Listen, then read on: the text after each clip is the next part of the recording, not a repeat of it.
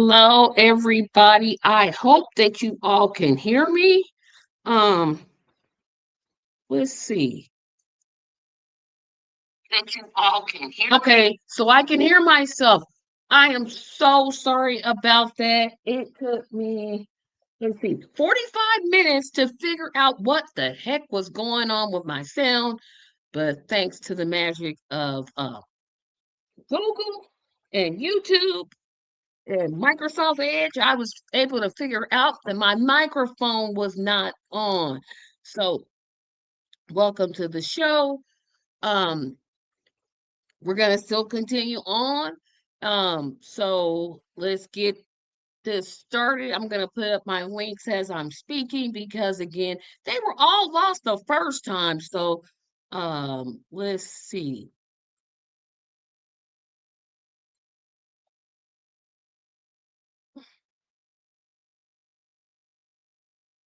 Yes, hit that subscribe button, hit it, smash it, obliterate it.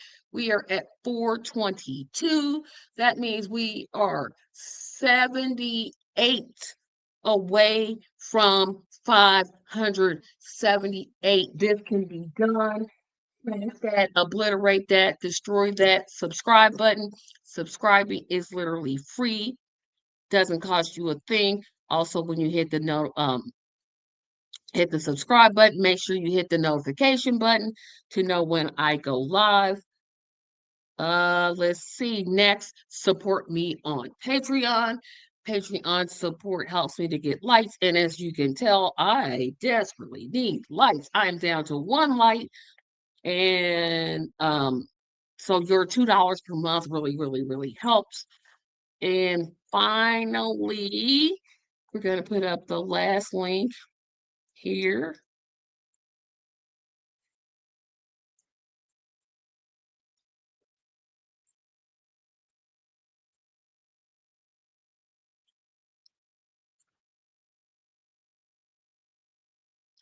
Contribute to the First Baptist Church North Drama Camp. Of course, you all know I'm heading that up this year. Actually, this is our first year actually doing a drama camp. So we are going to have participants from Indianapolis's inner city. We're trying to raise $3,500 to help us with the cost of those things. Um, and any contribution, large or small, that you can give would be greatly appreciated. We've got a big show. Usually I would be heading towards closing it out, but of course, I had to go through 20 things, restarting, da da da. So we're here. So we're gonna talk about Thomas Massey losing his primary, which I kind of told everybody that was going to happen. I'm going to talk about and what I think is next for people to do. Um, I'm going to talk about Tulsi Gabbard resigning. I'm going to talk about reparations, just not for Black people. I'm going to talk about the U.S. invading Cuba. And then hopefully I'll get to Netflix is Netflixing again. So I want to start out with something I told everybody that was gonna happen. I knew this was going to happen. Um, Thomas Massey, Republican slash independent. No, he's a Republican. Let me just um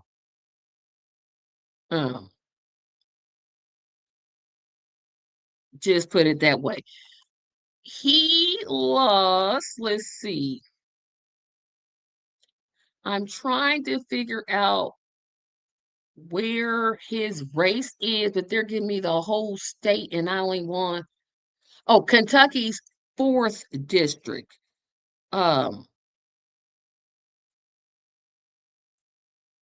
so he had been in office since November the 13th, 2012. Of course, his time in office is going to come to end because he lost to some guy that Trump backed. And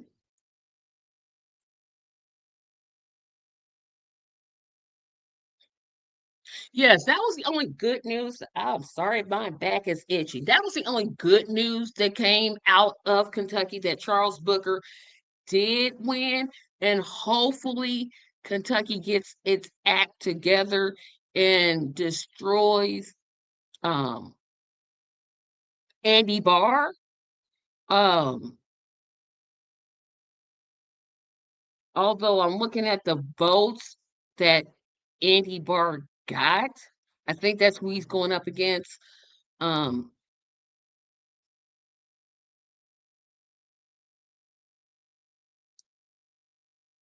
you got some work to do, Kentucky. Um, it was like a 55-40. Yeah, he lost by 10 points, so that's nothing to smirk at. Ed Gallerine, that's his name. So Ed Gallerine was basically backed by AIPAC. And if you know anything about Thomas Massey, he's against funding Israel. And Trump again gets another person out of office in the primary.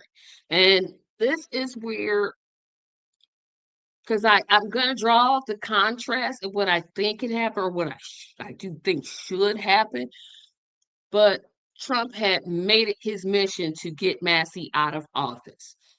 He didn't like them. And basically, it was his support against funding Israel, Ukraine, and of course, Massey's charge to release the Epstein files. Those are three big factors. And so I want to talk about how much money was raised. So, um, hold on a second here.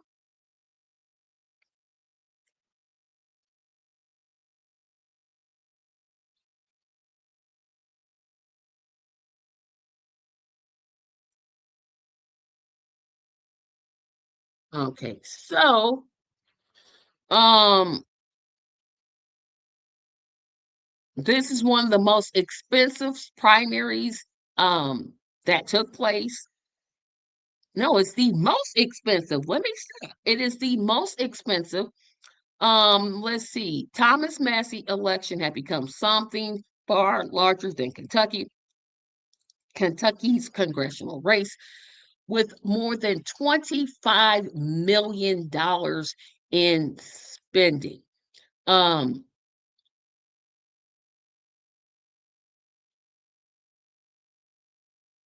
Massey had raised, and I'm saying only, but this is still a lot of money, 5.5 million, and his competitor had raised 20 million.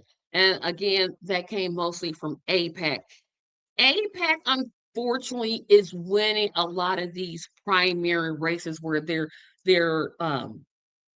trying to get rid of the Republicans that were against Trump.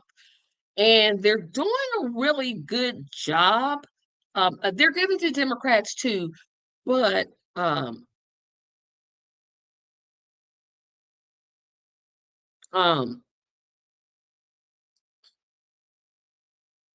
I I think that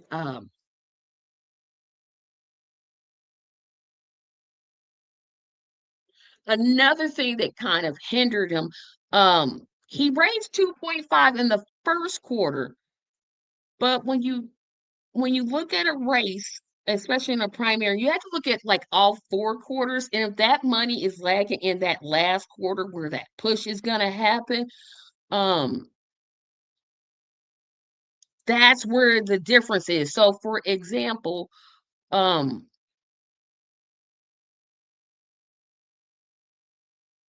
he I'm trying to get this. So again, he raised 2.5 in the first quarter.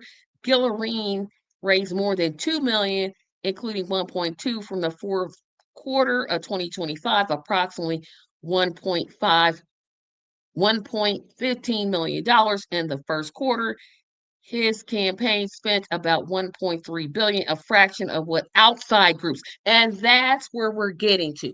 The outside groups really paid a big part of this. And so let me tell you what I see when I look at this. Outside groups that funded Kentucky race.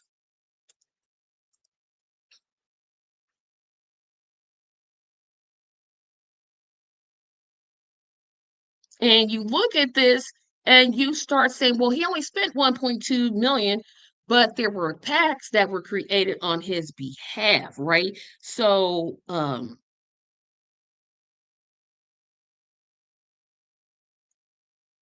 da, da, da, da, da, da. Looking at donations since the start of the year, the number of contributions to Ed Gillibrand's and Thomas Massey's campaigns by people who lived in Kentucky, not people that lived outside Kentucky, but people that lived in Kentucky was only 6%. So all of that money they raised, only 6% total came from Kentuckians. I hope I'm pronouncing that right. Contributions made to the campaign were from New York, California, Washington, D.C. That made up about 20% of Gillian's campaign and 15% of Massey's. According to Ad Impact, 32.6 was spent on advertising in the race that cost Massey his seat on Capitol Hill. Pro Gillian spending topped 118 million. Pro Massey was 14 million. That's a lot of money for an outside race. And that tells you two things. One, Trump is extremely um, uh, petty. This man, I'm sorry to scratch my back on camera, but my back is itchy. Um, he's really petty. And you have to look at, you know, that um there was MAGA Kentucky, a political PAC that supported um his opponent, Paul Singer. No, I'm sorry. Paul Singer is a billionaire who founded the MAGA Kentucky group. They contributed $11.2 million. It doesn't say how much APAC money is, but it's high.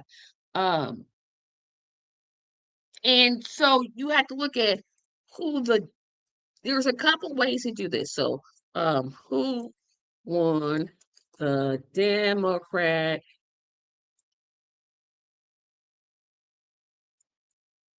congressional 4th district in Kentucky? So let's look at the Democratic candidate. Hopefully there is one. Melissa Stranger. So here's a couple ways you could do it. And Parker, I'm gonna need you on here. Is there an independent running for that seat? Because if there's not a Democrat, and I hate to say this, I hate what I'm about to say. I think what this person, her name is Melissa Strange. Um, she's gonna have to one get people to vote for her. She's gonna have to court those that voted for Massey and were upset. I don't know how she does it. I'm just throwing out suggestions here. Somehow, people that are upset about this election are going to have to rally to make sure she's elected if there's not an independent. Of course, if there's an independent, I'm not going to always be for the independent. So let's see. So I'm trying to think about what else I wanted to talk about. So I talked about, oh, so why are some reasons that Massey lost? Um,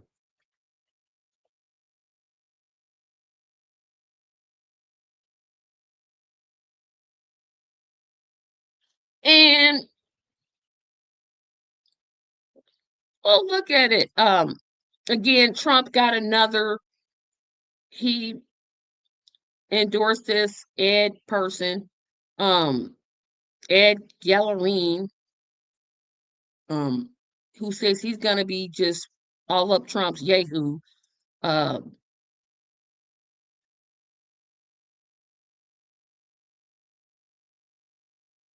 uh,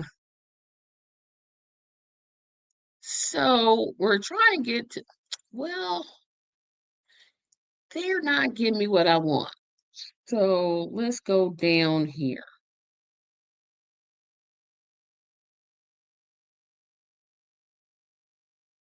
We're going to go to the PBS website. Um,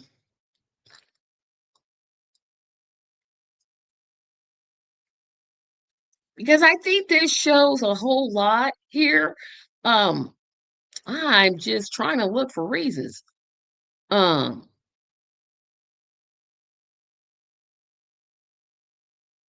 uh,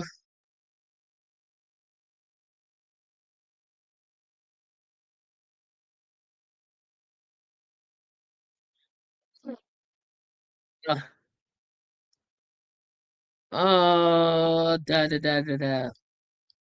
He voted against Trump's big tax cuts. Um, he rejected Trump's military's foray against Iran and Venezuela. He opposed interventions in U.S. foreign policy, including Israel and the Ukraine. And and keep in mind this: Trump won that district, I believe, by 20 points. So that's a Trump district, right? So you knew if Massey was gonna be whoever was gonna run against Massey in the primary was probably going to win. And I think people should have realized this was coming. Um,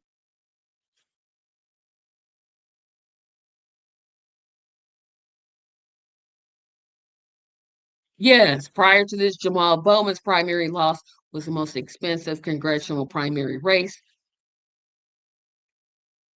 Thomas Massey thought bringing in Lauren Boebert.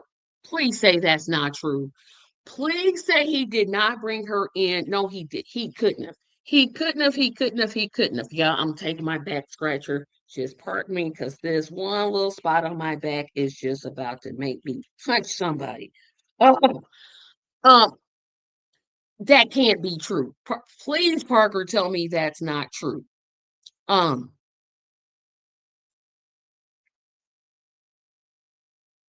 so I think the only option is that the Democrat is going to have to do a really hard door knocking, canvassing um,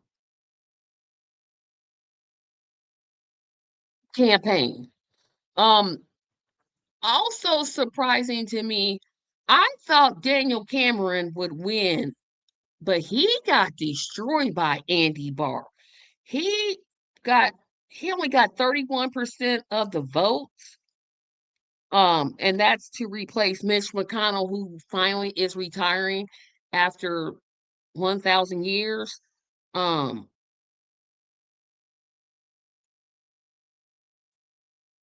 yes, because I don't know the way Kentucky runs.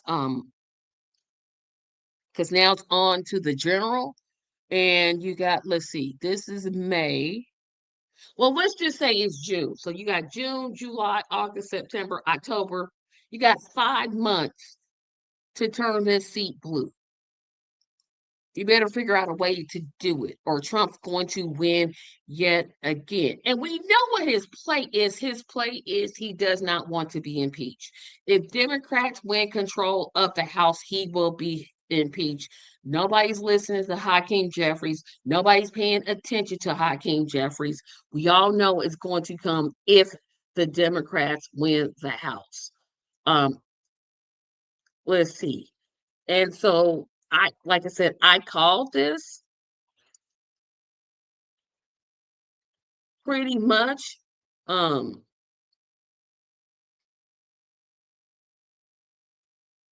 months ago. I didn't think it would be 45-55. I thought it'd be a lot closer, but it is what it is. And like I said, the Democrat has um You got 5 months to turn this around. So there's that.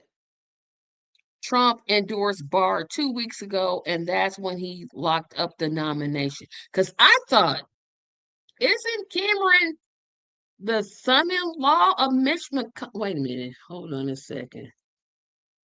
Hold on. Because I thought somehow Cameron was linked to, is Daniel Cameron related to Mitch McConnell? I don't think they're.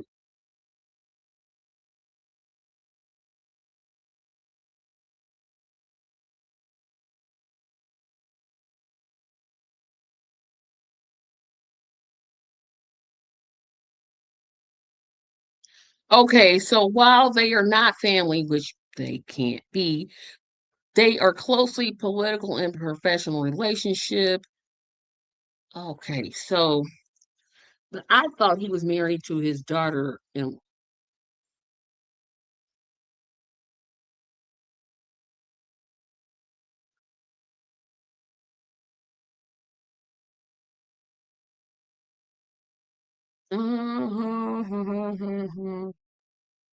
no, he's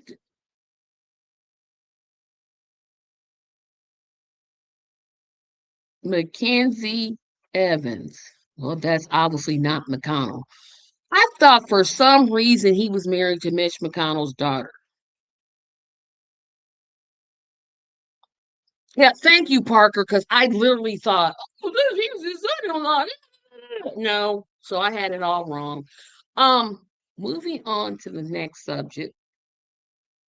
Tulsi Gabbard resigns. Um, let's talk a little bit more about that. And why she resigned, I'm like, girl, you lying. Tulsi Gabbard resigned from her position as U.S. Director of National Intelligence in the Trump administration, citing her husband's recent bone cancer diagnosis. I did not know he had bone cancer. His strength and love have sustained me through every challenge, she wrote in her resignation letter on Friday. I cannot, in good conscience, ask him to face this fight alone while I will continue in this demanding and time consuming position. U.S. President Donald Trump wrote in social media that Gabbard had done an incredible job and we will miss her. Her resignation is effective June the 30th. Aaron Lucas, the principal director, will step in as acting director. I think if he goes for director, he has to be confirmed by the Senate. Gabbard, a loyal supporter of Trump during the 2024 presidential campaign, was confirmed as one of the most powerful figures in U.S. intelligence intelligence gathering weeks after he returned to the White House in 2025. But this year, she had largely been out of public view, even as the U.S. took more military action against Iran, put pressure on Cuba, and notably removed Venezuela's president. Um, Knowing the information about her husband having bone cancer, um,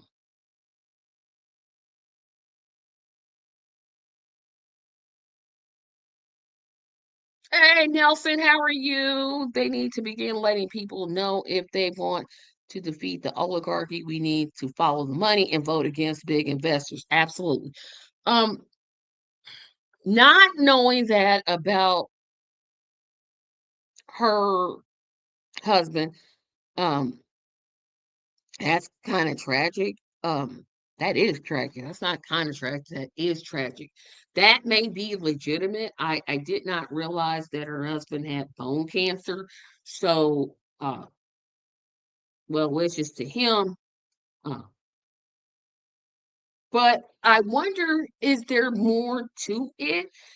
Because keep in mind, she had said maybe a year ago, and the audience can correct me, that Iran did not have nuclear weapons. And now the Trump administration, I believe, had came out and said basically she doesn't know what she's talking about. Don't listen to her. And she never, she seemed to go along with what the administration was telling her.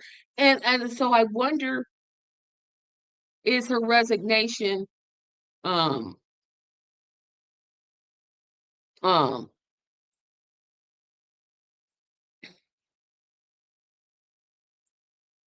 could Tulsi be the first person to switch political parties twice? And because I don't think the Democrats gonna let her back because she crushed the Democrats when she left the Democrats. I mean, she was running.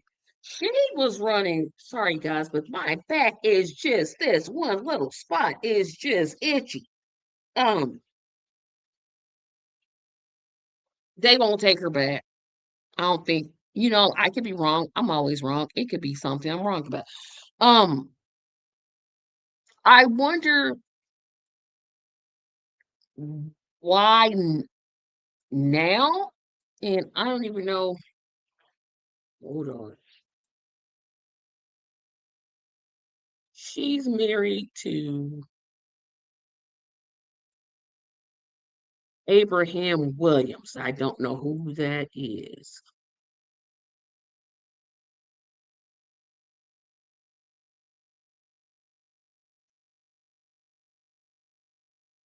What do we know about him?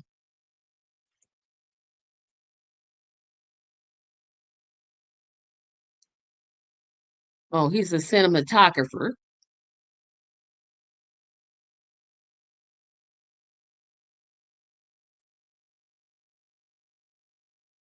She's been married for 11 years, but it says here she was married to somebody else. So when did she get married to? So she married him in 2015. Okay, that is 11 years. Well, shut my mouth. She, okay. Well, let's look at something else that I want to talk about. Um, because she said some things that were very, very different. Um,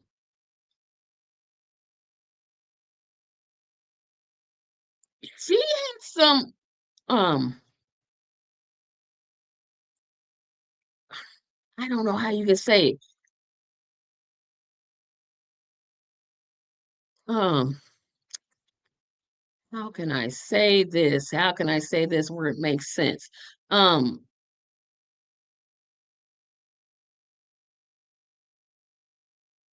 I'm trying to get a good word for this. But it was like she was resistant. There's a good word. Um, it was either go with that excuse or her dog ate her home. Nelson. Nelson, you always good for a good laugh. But I want to talk about some times that she openly, like she didn't contradict, but words in her past were used for in contradictory with Trump. Let's see.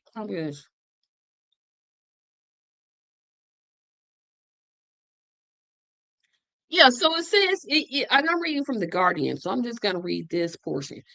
Despite her loyalty and attempts to cozy up to Trump by promoting his conspiracy theories about past elections, Gabbard was undone by her resistance to U.S. foreign interventions and regime change wars.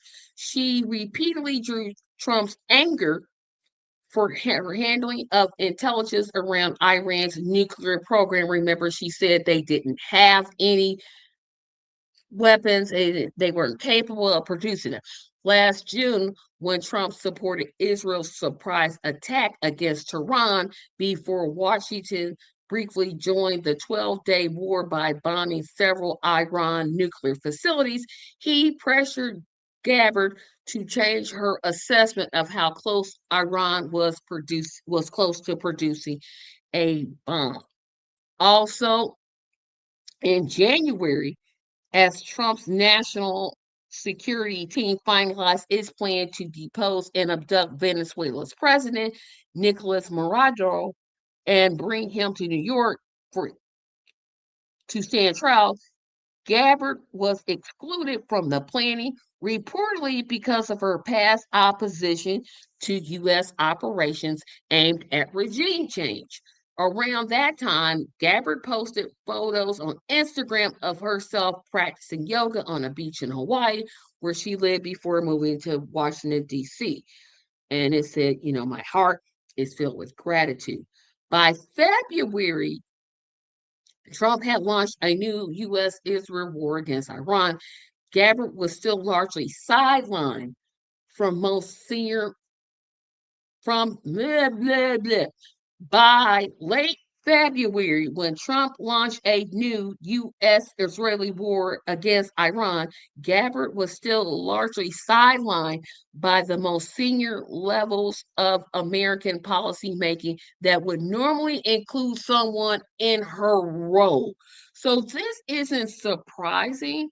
Um, oh, that's definite. I mean, nobody wishes cancer on anybody, but yeah, she's still a turncoat. I mean, lady, she did a complete, well, she didn't do a 360 because she didn't end up where she started. She did a 180.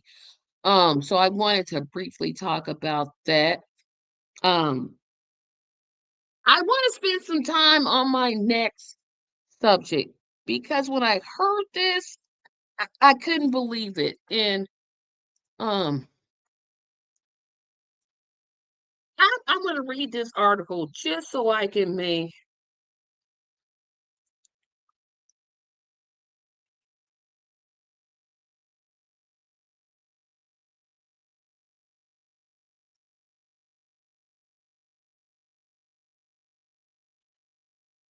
So,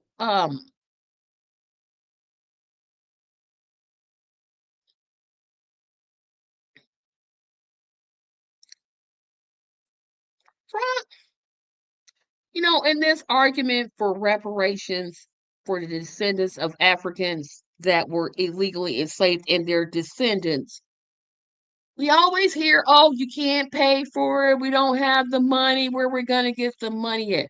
But apparently, when you attack people in terrorist attacks, hey, sign up because $1.776 billion is allegedly going to this group. So, let's kind of read what PBS had to say about it.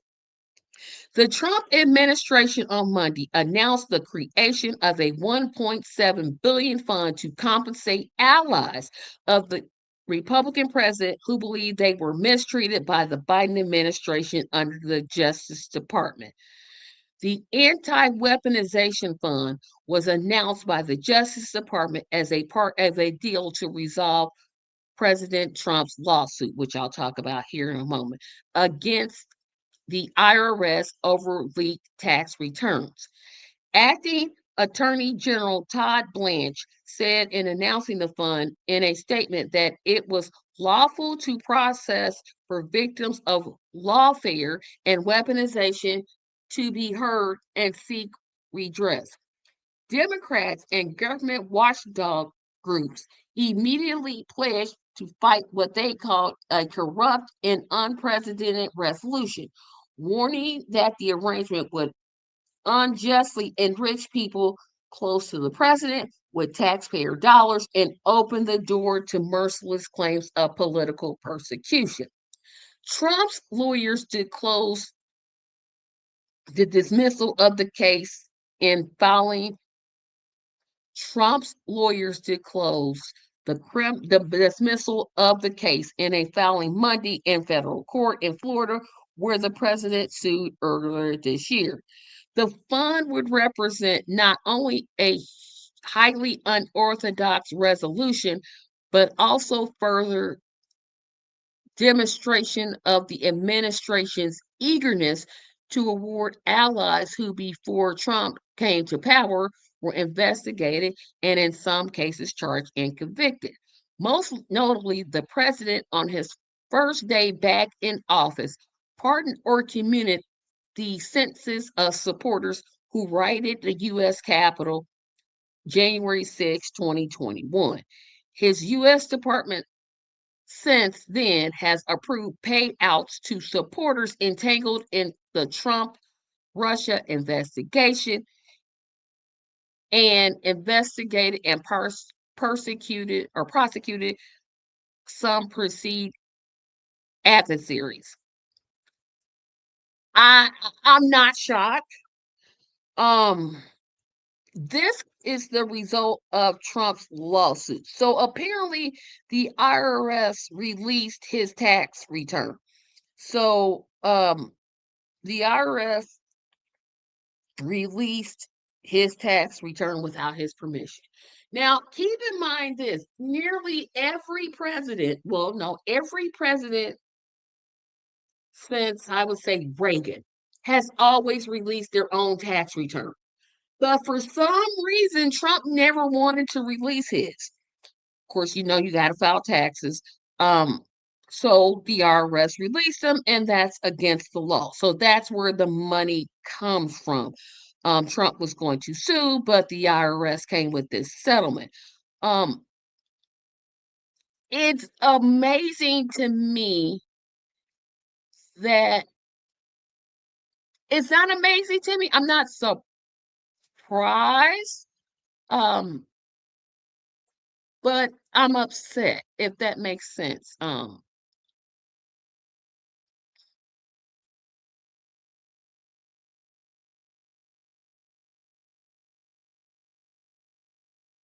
Wait a minute. Hold on. We got some more comments. Let me go back.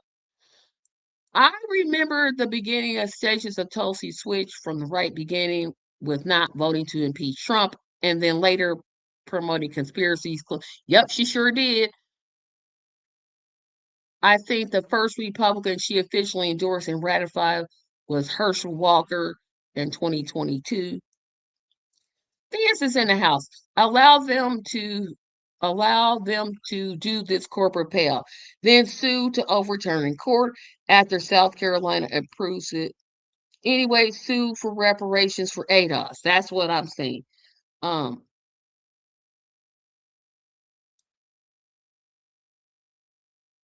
oh, so you're saying okay, so Fizz is saying I was wrong that a leaker, um, it was the one. But again, every president I know of has always released their tax returns. So, oh well, just what he gets. But no, I'm not gonna be that petty. The Proud Boys are cheering while the founding fathers are rolling over in their graves. So here is what I want to say. Again, we don't get reparations for the descendants ADOS. No, no, black people can't get reparations because it costs too much. Um, it's too much money. But apparently, all you got to do is find some whack job, nut job of a president, go to the Capitol, destroy it, cause four um, police officers to lose their lives, cause one person on their side to lose their lives, and hey, here comes money coming your way. And I'm looking at how to apply for this. Um, so apparently, to apply for the Anti-Weaponization Fund, AWF, submit your claim to the U.S. Department of Justice. The $1.776 billion fund compensates individuals claiming victimization by the government, weaponization, or lawfare. Um, this is a five-person commission. Um, the commission is authorized to provide formal apologies or monetary relief. So, i.e., if a black person applies for this relief, they're just going to get an apology. They may not even get that. But I'm still going to try to find this link to put it here because this is,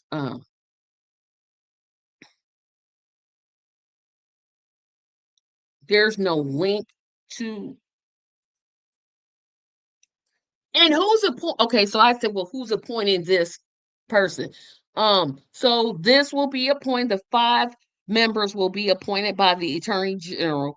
One member will be chosen in consultation or consultation with congressional leadership. The president can remove any member, but a replacement must be chosen the same way as the replacement member was selected. So basically, white people get reparations, but black people can't. But I agree with you, Theus. I was gonna say every black person apply, but no, I don't think that's a good idea. Um,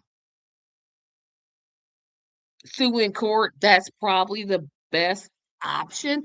It's just so ironic that MAGA's like, yeah, I get paid.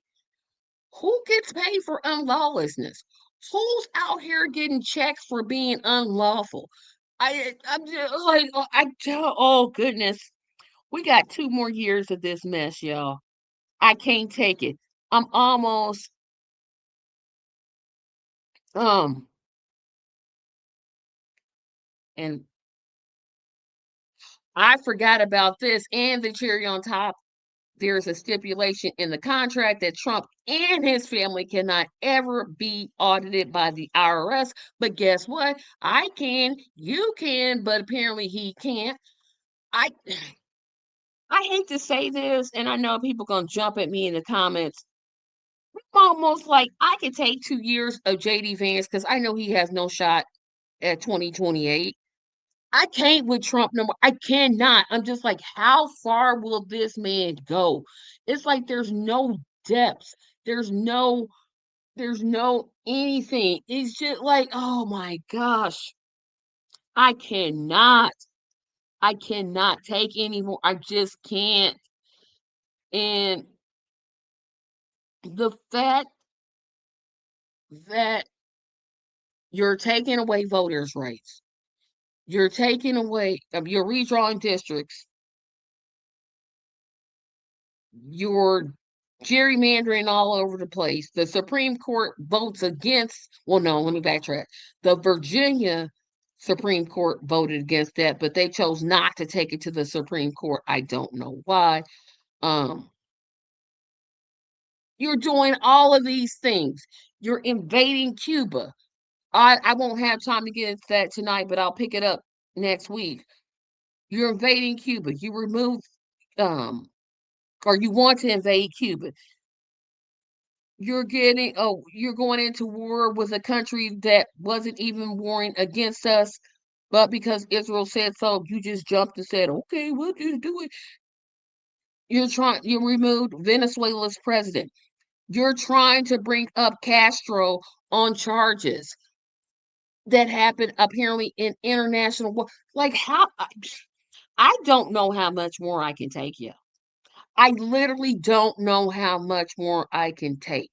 This is just the most ridiculous things that I've seen. And it's like, um,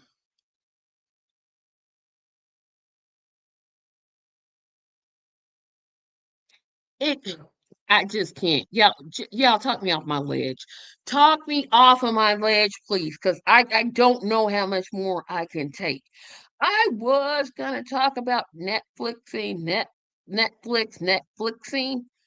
Um,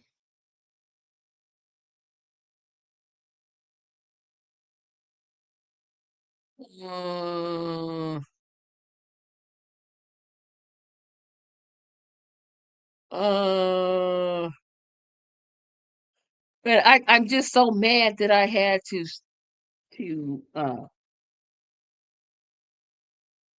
figure out what the heck was wrong with my microphone. Um, Thank you, Nelson. Thank you for bringing me back in. This is what happens when people vote for a lying, cheating idiot over a better candidate like Cornell.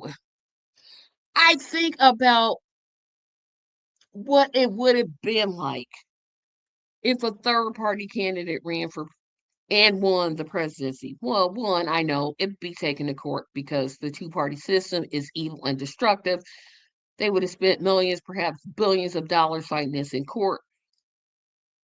But we just would I don't think anybody like Dr. West would invade Venezuela and just remove the president for because I want the oil. Not invest in like alternative energy like solar or electricity. Don't do that. Uh-uh. Nope. Nope. Don't do that. Let's just keep getting oil, which is a resource that's going to eventually run out, right? And um it just amazes me that people aren't up and more in arms about this. It's like we just went to sleep. We're just sleep. And guys, we cannot go to sleep anymore. Like I said, I was going to talk about some more topics, but yeah, I'm so worn out. I am so worn out. Um, I I do want to lastly, um, possibly, um, sorry, trying to adjust my shirt there, and it's adjusting at the wrong level. Um, what is it that we can do, right? Um,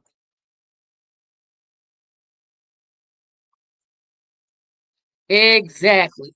Especially they don't have and I want anybody that says this war with Iran is good. How come it's bad that Iran has nuclear weapons, but the United States having nuclear weapons is a-okay with you? Make that make sense to me because that makes no sense. You do know the United States has weapons, nuclear weapons, right? You do know this, right? You know, right? And let me just name all the countries. Countries that have nuclear weapons. So let's just see. Um,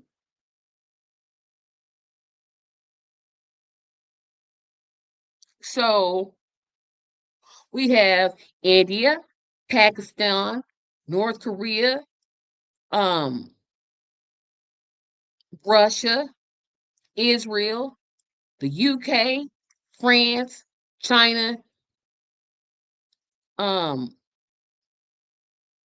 and the United States. So Russia and the United States maintain together 90% of the total of nuclear weapons. So again, explain to me, because maybe I'm not smart. It's okay for the United States to have, in combination with Russia, 90% of nuclear weapons, but it's not okay for Iran to have them because Netanyahu says so. I'm not, I mean, nobody, um,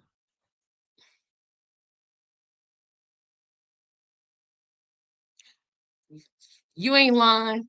Um, Nobody no country. Let me make sure I'm getting this point across. No country should have nuclear weapons. No country, none of them, zero, zilch, none. But if you and Russia together have 90%, you're complaining about a country that has them? Why aren't you complaining that India has them, or Pakistan, or North Korea, or France, or the United Kingdom, or well, they complain about China having them. Um, I do.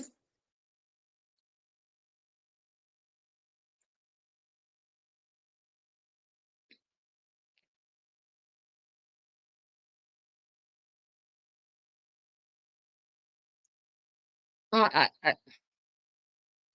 I don't understand it. It's like we think we have like these rules that are just for us, and like everybody else has to obey rules that we set, but we don't have to. Nobody's saying, "Hey, get America, get rid of your nuclear weapons." That would be a message. Um, like I said, I'm just at a loss of how does it make sense for one country to have them and then tell another country they cannot have them? I would love an explanation because I'm confused. That's confusing me. But guys, I'm gonna end this early because again, I figured out what was wrong with my microphone. It's finally working. Thank you so much for watching. Remember to subscribe to this channel. Subscribe. We are at 422. I will pick up Netflix. Is Netflixing our supposed invasion of Cuba? I will pick those two up next week. I'm just pooped out because dealing with this microphone issue just has worn me mentally out, and I'm just tired. But join me this Thursday. I will be talking about what I think third party candidates are doing wrong and what I think we can do to rectify the situation. We'll have a Saturday show and then a Sunday show again. And I forgot this. I cannot believe I forgot this. Oh my goodness. Because this situation got me all flabbergasted. There are 108 days until the NFL season starts. I usually kick it off with that, and I keep forgetting to do it. There are 108 days until the NFL kicks off September the 10th. I know it's a Wednesday.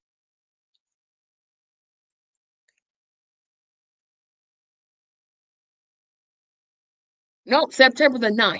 It kicks off September the 9th because the Niners play on the 10th in Australia. So 108 days until the NFL season kicks off. Remember to like this channel, comment, subscribe. I will see you all Thursday. Have a great day. Bye bye.